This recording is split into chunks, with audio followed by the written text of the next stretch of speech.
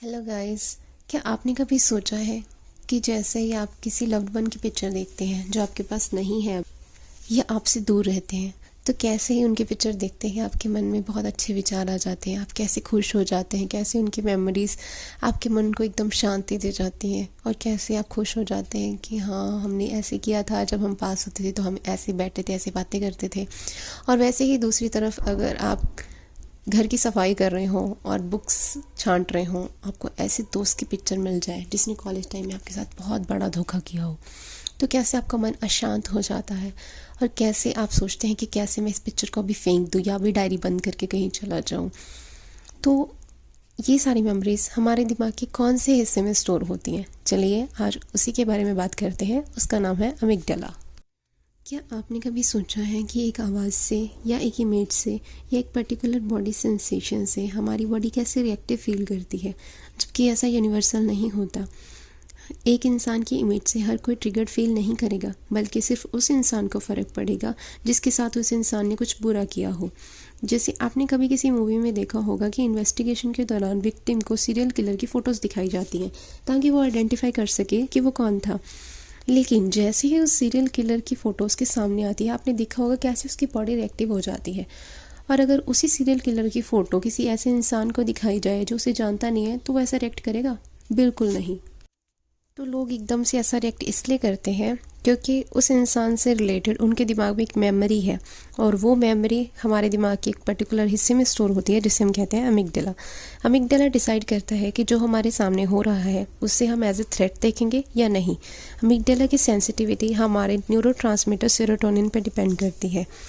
जिनके दिमाग में सेरोटोनिन कम होता है वो स्ट्रेस के आते ही हाइपर एक्टिव हो जाते हैं, जबकि जिनके दिमाग में सेरोटोनिन का लेवल ज़्यादा होता है वो स्ट्रेस के टाइम पर भी काम एंड कंपोज रहकर उस स्ट्रेस को हैंडल कर सकते हैं।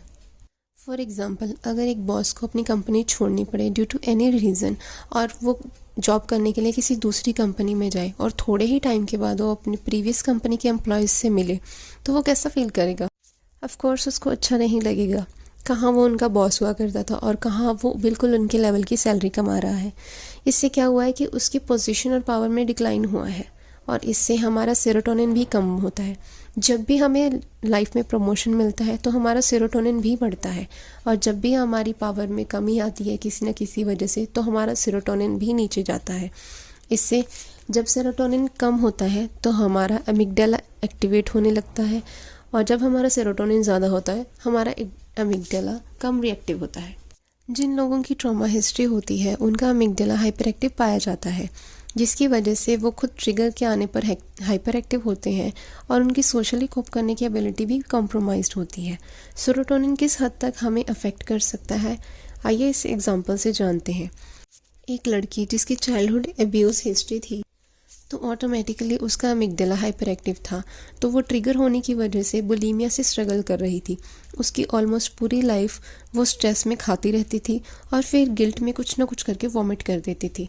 इसे हम पर्जिंग भी बोलते हैं। और वॉमिट करके वो सारा खाया हुआ खाना निकाल देती थी, और जब भी स्ट्रेस आता था ये काम वो रिपीट पे करती थी। और उसके बाद वो एक साइकेट्रिस्ट के पास जाती। उसका साइकेट्रिस्ट उसको एक ड्रग प्रिस्क्राइब करता है जो बॉडी में जाकर सेरोटोनिन बनाता था, और फिर वो उसे नेक्स्ट विजिट में आने के लिए कहता है। और जब वो आती है तो उसे बताती है कि दवाई लेने के बाद वो ड्रामेटिकली चेंज फील कर रही थी, और अब वो सिर्फ भूख लगने पर ही खाना खा रही थी और बाकी टाइम अपना स्कूल वर्क करती थी। और ये बात सुन के खुद साइकेट्रिस्ट पे हैरान था, क्योंकि वो ड्रग अभी न्यूली लॉन्च ही हुई थी।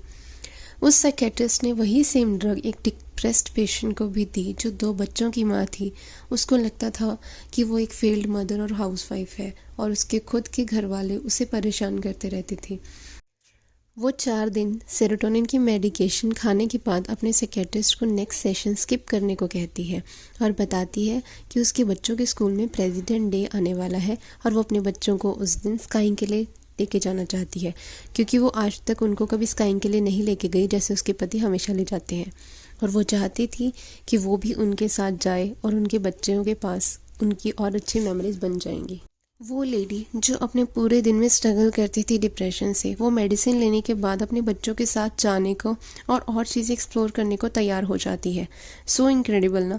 तो इससे हम ये कह सकते हैं कि हमारा ट्रॉमा हमारे अमिगडाला में अपनी मेमोरीज एंड ट्रिगर स्टोर तो कर देता है, जिससे हम कभी बिल्कुल ख़त्म तो नहीं कर सकते, लेकिन हम उन ट्रिगर्स के आने पर खुद को कंट्रोल ज़रूर कर सकते हैं एंड हाइपर एक्टिव होने से भी बच सकते हैं। खुद की हाइपर एक्टिविटी को हम और भी काफ़ी चीज़ों से कम कर सकते हैं, जैसे कि मेडिटेशन से।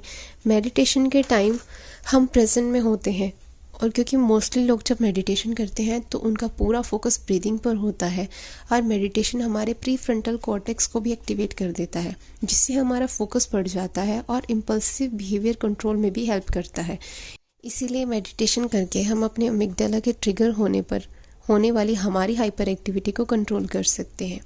ज़रूरी नहीं है कि आप मेडिटेशन ही करें, आप कोई ऐसी एक्टिविटी भी कर सकते हैं जिसमें आपका फोकस यूज़ हो रहा हो और आपके आसपास कोई भी डिस्ट्रैक्शन नहीं होनी चाहिए। इससे क्या होगा कि आपका जो विजन है अपने दिन को लेके, अपनी रेगुलर एक्टिविटीज़ को लेके, वो क्लियर होगा। आपके पास डिस्ट्रैक्शंस कम होंगी तो आप नर्वस भी कम फील करेंगे, आपकी एंजाइटी भी कम होने लगेगी और आपके मन में एक शांति का अनुभव होगा। आप करके देखिए, आपको एहसास होगा। तो चलिए गाइस, जब भी आप कोई पिक्चर देखेंगे या कोई भी ऐसी चीज़ देखेंगे जिससे आपकी मेमोरीज भागती भागती आपके ब्रेन में आएंगी कि हाँ, आपने इस इंसान के साथ ऐसे पल बिताए थे, चाहे वो खुशी की हो चाहे वो किसी ट्रॉमा की हो, तो अब आपको पता है कि ये आपका अमिगडाला है जो काम कर रहा है। वही है जो बता रहा है कि सामने वाली चीज़ थ्रेट है या नहीं है। तो चलिए गाइस, इसी के साथ मैं वीडियो एंड करती हूँ। अगर आपको वीडियो अच्छी लगी हो तो लाइक, शेयर एंड सब्सक्राइब ज़रूर करें, और अगर आपको लगता है कि ये वीडियो इन्फॉर्मेटिव थी तो शेयर करना ना भूलें। Thank you so much. Bye guys.